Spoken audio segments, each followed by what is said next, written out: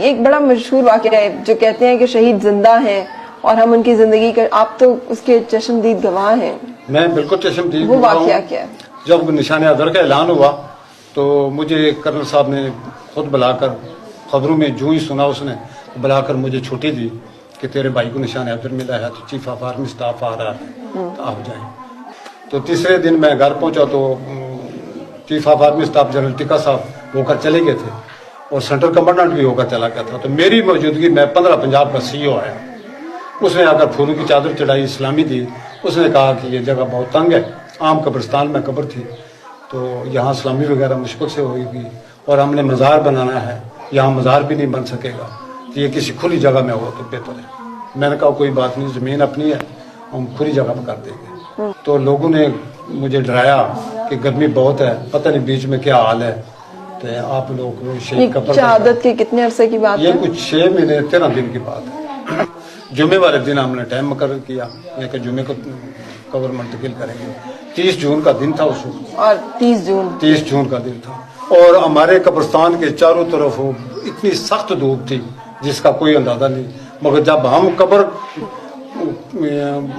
اکھاڑنے کے لیے کھڑے ہوئے تو ہمارے قبرستان پر ایک بادل کا ٹکڑا آ کر کھڑا ہو گیا اور اس سے چھوٹی چھوٹی بوندا باندھی شروع ہو گئی.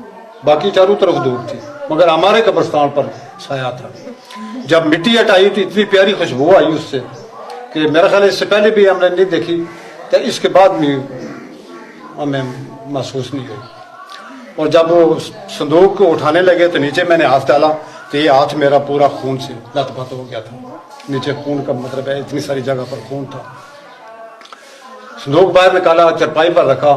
پہلے پروگرام یہ تھا کہ جو ہی صندوق نکالیں گے تو دوسری قبر میں منتقل کر دیں گے. اور جب خوشبو آئی تو پھر سارے دلیر ہو گئے. چرپائی پر رکھی تو اس میں وہ خون کے قطرے گرنے شروع ہو گئے چرپائی پر. مجھے کسی نے کہا کہ چرپائی پر خون گر رہا ہے.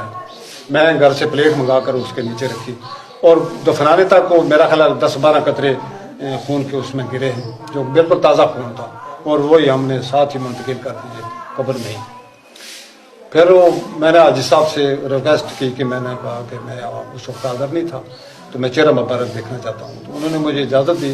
میں نے چہرہ مبارک دیکھا تو اس وقت 2.5-3 انچ داڑھی بڑی ہوئی تھی. حالانکہ جس وقت شہید ہوئے شیب تازی ہوئی تھی ان کی.